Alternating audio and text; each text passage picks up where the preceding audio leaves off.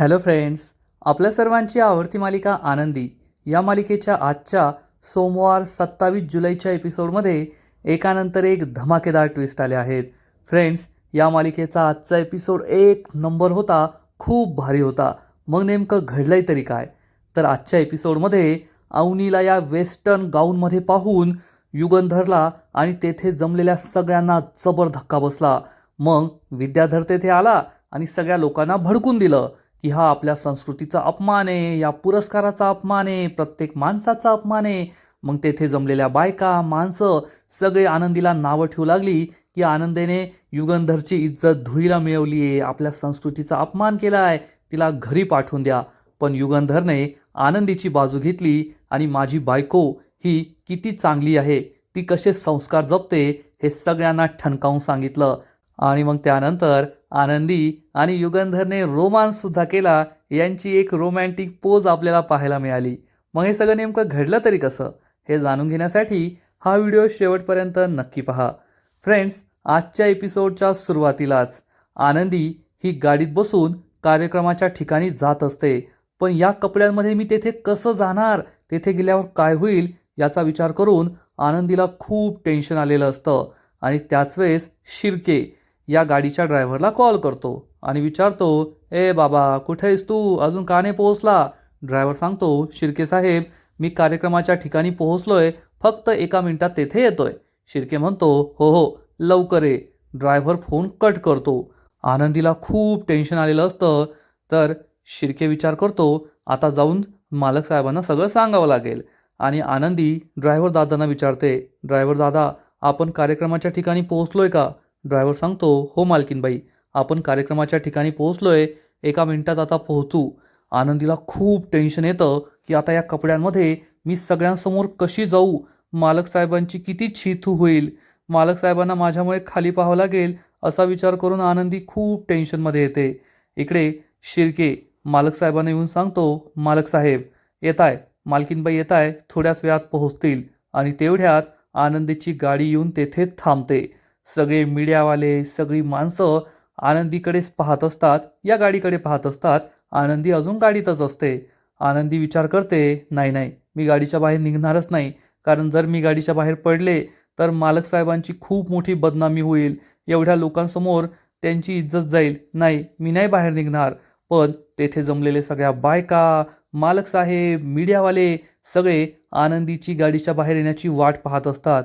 तेवढ्या ड्रायव्हर हा गाडीतून खाली उतरतो आणि आनंदीच्या गाडीचा दरवाजा उघडतो. आनंदी ही गाडीच्या बाहेर यायला काही तयार होत नाही. ड्रायव्हर म्हणतो, मालकीनबाई, सगळे तुमची वाट पाहताय, या बाहेर, मी इकडचा दरवाजा उघडलाय. आनंदी म्हणते, नाही ड्रायव्हर दादा, मी नाही उतरणार. मी जर गाडीच्या बाहेर आले तर मालक साहेबांची इज्जत जाईल, मी नाही बाहेर उतरणार, मी या अवतारात नाही बाहेर येऊ शकत.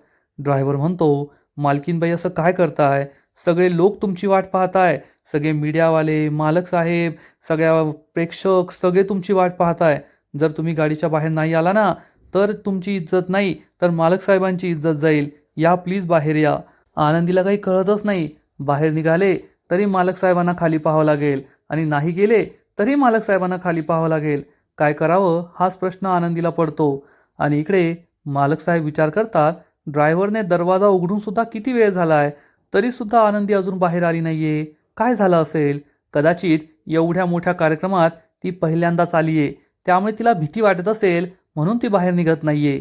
मी स्वतःच जाऊन तिला बाहेर आणतो, असा विचार करून युगंधर हा गाडीच्या जवळ येतो. ड्रायव्हर दरवाजा बंद करतो, युगंधरला नमस्कार करतो आणि आनंदी गाडीतच असते. इकडे माई आणि बापू मोबाईलवर कनेक्ट करतात आणि हा सोहळा लाईव्ह मोबाईलवर पाहत असतात. तर इकडे शिल्पा आणि विद्याधरची बायकोसुद्धा टी व्हीवर हा सगळा सोहळा पाहत असतात. आणि आता लवकरच आनंदी सगळ्यांसमोर येईल आणि मग पुढे जो तमाशा होणार त्याचा विचार करून ही शिल्पा खूप खुश असते. आणि तेवढ्यात आनंदी ही गाडीतून खाली उतरते, आपला पाय बाहेर ठेवते आणि युगंधरला समजतं की काहीतरी गडबड आहे, कारण आनंदीने हाय हिल्सवाले सँडल्स घातलेले असतात आणि काळ्या रंगाचा तिचा ड्रेस युगंधरला दिसून येतो. आणि तेवढ्यात आनंदी गाडीच्या खाली उतरते, बाहेर निघते. आणि आनंदीचा हा लूक पाहून, तिचा अवतार पाहून युगंधरला जबर धक्का बसतो. शिर्के, तेथे जमा असलेले सगळे लोक, पत्रकार हे सगळे आनंदीकडे एकटक पाहतच राहतात आणि आनंदी चक्क या पारंपरिक कार्यक्रमामध्ये वेस्टर्न गाऊन घालून आलीये हे पाहून सगळ्यांच्या पायाखालची जमीनच सरकते. युगंधरचा तर विश्वासच बसत नाही. पण इकडे शिल्पा आणि विद्याधरची बायको यांच्या चेहऱ्यावर मात्र आनंद ओसंडून वाहत असतो. इकडे आनंदी खूप अनकम्फर्टेबल असते. ती हा गाऊन तर घालून आलीये, पण तिला सगळ्यांसमोर उभं राहायला खूप लाज वाटते आणि ती आपले खांदे झाकण्याचा प्रयत्न करत असते. युगंधर तिच्याकडे पाहतच राहतो. तेथे जमा असलेल्या सगळ्या बायका, मीडियावाले तिच्याकडे पाहत असतात आणि आनंदी स्वतःचं शरीर झाकण्याचा प्रयत्न करत असते. इकडे माई आणि बापूला सुद्धा जबर धक्का बसतो की आनंदीने हे काय कपडे घातले आहेत. तेथे जमा असलेले सगळे नेते मंडळी, सगळे गावकरी सुद्धा आनंदीकडे पाहतच राहतात की आनंदीने हे काय कपडे घातले आहेत. आनंदी बिचारी तशीच उभी असते. युगंधर खूप चिडतो आणि आनंदीला जाब विचारतो, आनंदी हे सगळं काय आहे? तू हे काय कपडे घालून आलीस येथे? आनंदी खूप घाबरते. युगंधर चिडून म्हणतो, मी तुला घरून निघताना सांगितलं होतं, हा महाराष्ट्र शासनाचा कार्यक्रम आहे. आपल्या संस्कृतीप्रमाणेच येथे पेहराव करायचा आहे. मी तुला म्हणालो होतो की पैठणी साडी नेसू नये आणि तू हे काय कपडे घालून आली आहेस? हा वेस्टर्न गाऊन, ही काय पद्धत आहे? आणि हे सगळं ऐकून शिल्पा खूप खुश होते. माई आणि बापू सुद्धा घाबरतात. शिर्के सुद्धा मान खाली घालतो. हे सगळं लाईव्ह टीव्हीवर दिसत असतं आणि युगंधर आनंदीवर चिडत असतो, ओरडत असतो, तिला जाब विचारत असतो, तू हे का केलंस? तू हा वेस्टर्न गाऊन का घालून आली आहेस? पारंपरिक कपडे का घालून आली नाहीयेस? आणि मग तेवढ्यात तेथे जमा असलेल्या बायकांचं तोंड उघडतं. या बायका म्हणतात, अरे रे रे रे, निंबाळकरांच्या सुनेने आज या कार्यक्रमाची इज्जत घालवलीये आणि निंबाळकर खानदानाची सुद्धा इज्जत घालवलीये. हे काय केलंय तिने? आपली संस्कृती धुळीस मिळवलीये. असा वेस्टर्न गाऊन, छी छी छी, आपल्या संस्कृतीला काळीमा फासला या मुलीने. अरे या मुलीला हकला इथून, हिला नका थांबू देऊ येथे. या बायकांची बडबड सुरू होते. हे सगळं ऐकून शिल्पाला खूप आनंद होतो आणि सगळे मीडियावाले आनंदीवरच फोकस करून असतात. तर माई बापूला म्हणते, अहो हे काय? आनंदी तर आज पैठणी साडी नेसून जाणार होती ना, मग हिने कोणते कपडे घातलेत? हे वेस्टर्न गाऊन हिने का घातलाय? बापू म्हणतात, चल चल आपण टीव्हीवर जाऊन पाहू, तेथे आपल्याला जास्त कळेल. आणि हे दोघेही हॉलमध्ये येतात, जेथे शिल्पा आणि विद्याधरची बायको टीव्हीवर हा कार्यक्रम पाहत असतात. आणि या कपड्यांमध्ये आनंदीला पाहून माई आणि बापूला सुद्धा जबर धक्का बसतो. तर या शिल्पाच्या चेहऱ्यावरचा आनंद सुद्धा त्यांना स्पष्ट दिसत असतो. माई म्हणते, अरे देवा, हे सगळं काय आहे? आनंदीने असे कपडे का घातलेत? आणि मग माईला समजतं, हा सगळा शिल्पाचाच घाणेरडा प्लॅन आहे. माई चिडून म्हणते, शिल्पा, तुला लाज नाही वाटली का हे सगळं करायला? अगं कोणत्या जन्माचा बदला घेतीयेस? तुझी सख्खी वहिनी आहे ना ती, आणि तिच्याबरोबरच तू असं करतीयेस? अगं लाज नाही वाटत का तुला? तुझा आनंदीवर राग आहे, मला मान्य आहे. कमीत कमी आज कोणता कार्यक्रम होता, निंबाळकर कुटुंबाची इब्रत तेथे लागलीये आणि तू ती वाया घातली, त्याची वाट लावली. लाज नाही वाटत का तुला? माई बोलत असते, पण शिल्पा ही निर्लज्जासारखी हसत हसत सगळं ऐकून घेते. आणि माई चिडून म्हणते, शिल्पा, मी तुला कधीच माफ करणार नाहीये. तू हे खूप चुकीचं केलंय. युगंधर सुद्धा तुला कधी माफ करणार नाही. तू फक्त आनंदीचा बदला घेण्यासाठी संपूर्ण निंबाळकर कुटुंबाची इज्जत वेशीला टांगलीये, एवढं लक्षात ठेव. पण हे सगळं ऐकून सुद्धा या शिल्पाला काडीचा फरक पडत नाही. बापू सुद्धा खूप चिडलेले असतात आणि इकडे एकदा युगंधर बोललाय त्यामुळे सगळेच लोक बडबड करत असतात, हे काय, हे कसं, हे असं कसं? आणि तेवढ्यात विद्याधर तेथे पोहोचतो. विद्याधरला तर काय तमाशाच करायचा असतो. विद्याधर म्हणतो, अरे देवा, आनंदी वहिनी, हे काय आहे? अहो या सोहळ्यात तुम्ही असे कपडे घालून आला आहात. आणि आनंदी स्वतःचं अंग झाकण्याचा प्रयत्न करते. युगंधर खूप चिडतो. त्याला माहीत असतं हा विद्याधर जाणून बुजून हे सगळं करतोय. आणि विद्याधर सुद्धा तेथे पोहोचला हे पाहून शिल्पा खूप खुश होते. माई आणि बापूला समजतं की हा आता तेथे मोठा तमाशा करणार. आणि हा विद्याधर म्हणतो, अरे देवा, आनंदी वहिनी, हे काय केलं तुम्ही? असा वेस्टर्न गाऊन घालून आला तुम्ही या कार्यक्रमाला. आणि हा विद्याधर देवाला हात जोडून म्हणतो, ए परमेश्वरा, हे सगळं डोळ्यांनी पाहण्याआधी ना मला आंधळ केलं असतं तर बरं झालं असतं. उघड्या डोळ्यांनी हे सगळं पाहण्याची माझी काही हिंमत नाहीये. सगळे पत्रकार, सगळी जमलेली माणसं विद्याधरवर फोकस करतात आणि विद्याधर म्हणतो, आनंदी वहिनी तुम्ही हे का केलं? कार्यक्रमाच्या पत्रिकेत स्पष्ट लिहिलं होतं की हा महाराष्ट्र सरकारचा कार्यक्रम आहे आणि महाराष्ट्रीयन आपल्या संस्कृतीला साजेसा असा पेहराव करून यायचा आहे आणि तुम्ही हा वेस्टर्न गाऊन घालून आला. तुम्हाला काय विदेशी संस्कृती आपल्या देशावर, आपल्या राज्यावर लादायची आहे? तुम्ही हे खूप चुकीचं केलंय. आणि मग हा विद्याधर युगंधरवर घसरतो आणि म्हणतो, दादा काय भेटलं रे तुला? आपल्या संस्कृतीचा या कार्यक्रमाचा अपमान करून हे सगळं तू जाणून बुजून केलंय ना. आणि तुला काय दाखवून द्यायचंय की तू कोणतेच नियम मानत नाही. तूच तुझ्या बायकोला असे कपडे घालायला सांगितलं ना.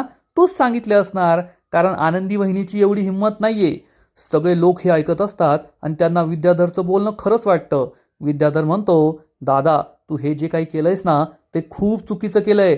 तू आपली संस्कृती मातीत मिळवली, आपल्या संस्कृतीचा अपमान केलाय, आपल्या मातीचा अपमान केलाय. तू तू तुझ्या बायकोला अशा कपड्यात येथे आणलंय आणि तुला काय दाखवून द्यायचंय समाजाला की तू आपली संस्कृती मानत नाही, तू आपली परंपरा मानत नाही, तुला कशाचंही काही घेणं देणं नाहीये. तुला हेच दाखवून द्यायचंय ना. हे सगळं ऐकून युगंधर आणि आनंदीला खूप वाईट वाटतं. सगळे पत्रकार या विद्याधरकडेच पाहत असतात आणि विद्याधर या सगळ्या लोकांना म्हणतो, लोक हो, मीडिया हो, तुम्हीच सांगा माझ्या भावाने हे जे काही केलंय ते तुम्हाला तरी पटतंय का? स्वतःच्या बायकोला अशा कपड्यात तुमच्या समोर आणून उभं केलंय. या युगंधरने ना फक्त या कार्यक्रमाचा नाही तर आपल्या संस्कृतीचा सुद्धा अपमान केलाय. मी तर म्हणतो या वहिनीला इथे राहू देऊ नका, तिला घरी पाठवून द्या. आणि मग तेथे जमा असलेली माणसं सुद्धा म्हणतात, हो युगंधर साहेब, तुम्ही तुमच्या बायकोला या अवस्थेत येथे आणून ना आपल्या संस्कृतीचा अपमान केलाय आणि मी आपल्या ह्या संस्कृतीचा अपमान सहन करून घेणार नाही. युगंधरला खूप राग येतो. आनंदी दुःखी होते. तेवढ्यात काही बायका सुद्धा बोलतात, हो हो, तुम्ही तुमच्या पत्नीला अशा कपड्यात येथे आणलंय, आपल्या संस्कृतीचा अपमान केलाय. नाही नाही, तुम्ही तुमच्या बायकोला आत्ताच्या आत्ता इथून पाठवून द्या. तुमच्या बायकोला इथे ठेवू नका, ती येथे राहण्याच्या लायकीची नाहीये. हे सगळं ऐकून आनंदी रडू लागते आणि माई आणि बापूला खूप वाईट वाटतं. शिल्पाच्या चेहऱ्यावर मात्र आनंद ओसंडून वाहत असतो. शिल्पा खूप खुश असते आणि माई तिला जाब विचारते, शिल्पा हे सगळं का केलंस तू? शिल्पा चिडून म्हणते, कारण मला ही उकिड्यावरची घाण आपल्या घरात नकोय. ही 2 कवडीची लायकी असलेली पोरगी आपल्या घरात या घरची मालकीण बनून आलीये. माझ्या भावाने तिला लग्न करून या घरात आणलं आणि ती माझ्या डोक्यावर बसून मिरे वाटतीये.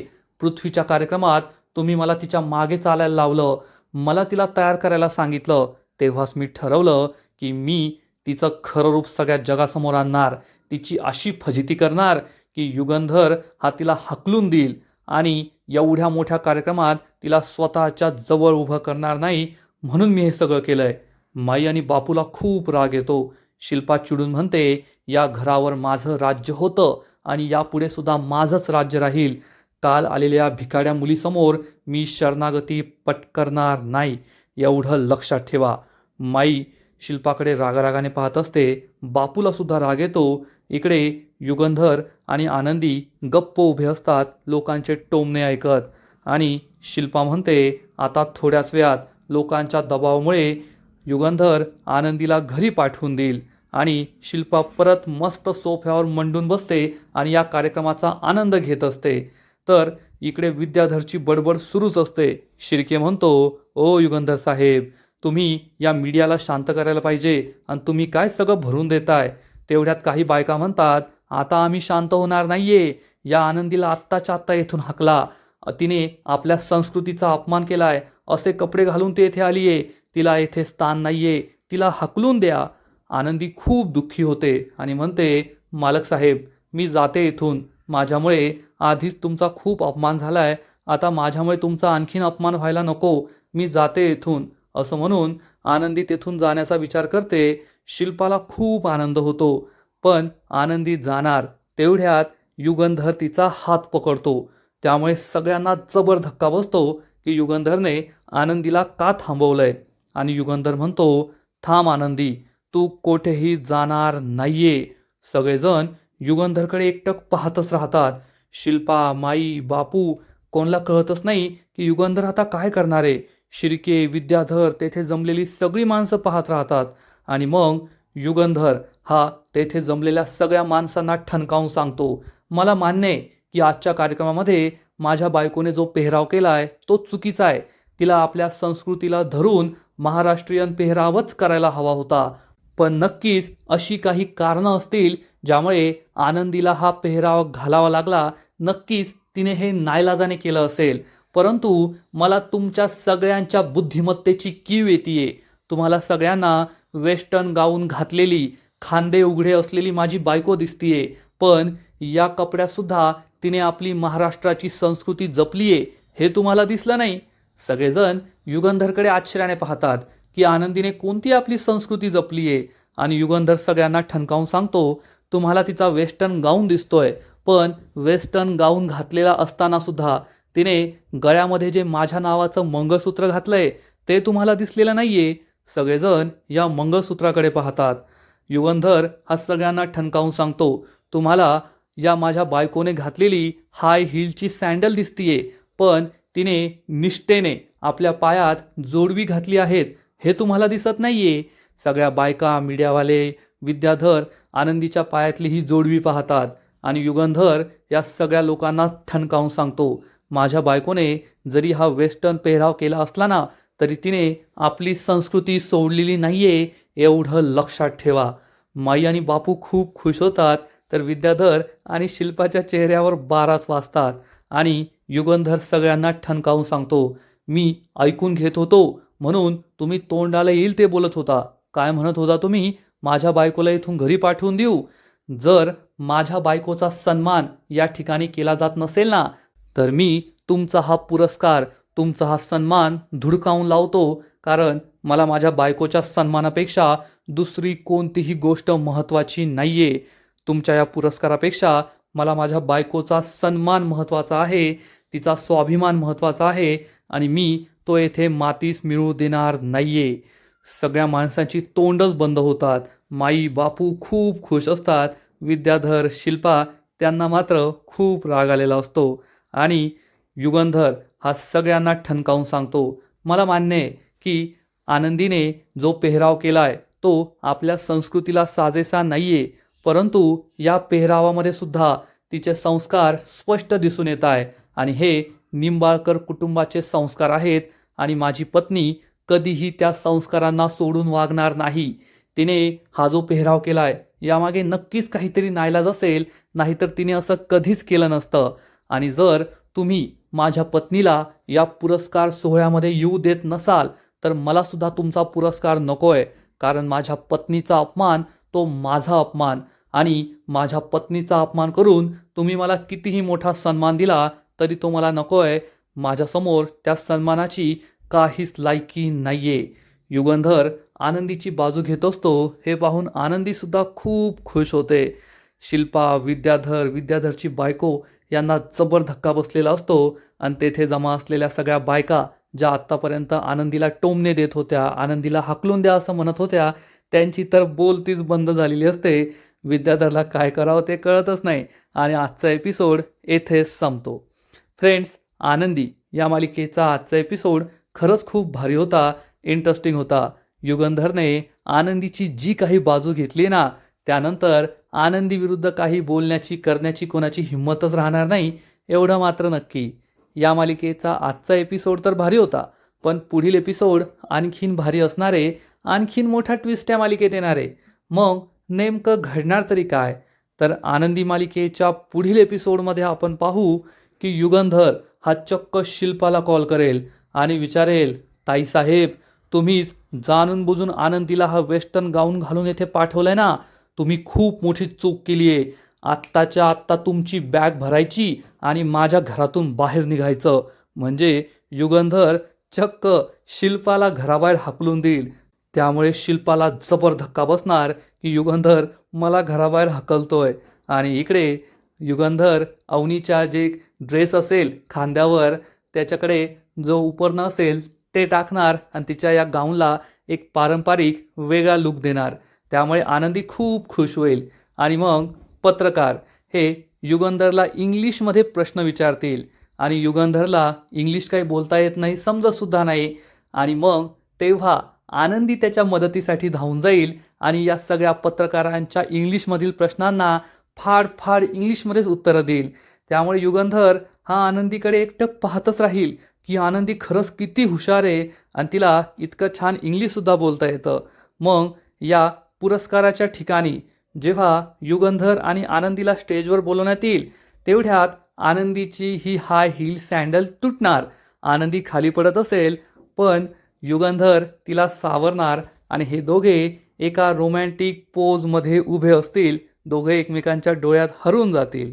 म्हणजे पुढील एपिसोड खरंच खूप भारी असणार आहे. तर फ्रेंड्स, तुम्हाला सुद्धा आजचा एपिसोड आवडला का? नक्कीच कमेंट करून सांगा. आणि आनंदी मालिकेचे असेच नवीन एपिसोड, नवीन अपडेट सर्वात आधी पाहण्यासाठी व्हिडिओला लाईक करा, शेअर करा, चॅनलला सबस्क्राईब करून बेल आयकॉनवर क्लिक करा. म्हणजे या मालिकेचे नवीन एपिसोड तुम्हाला सर्वात आधी पाहायला मिळतील. खूप खूप खूप धन्यवाद.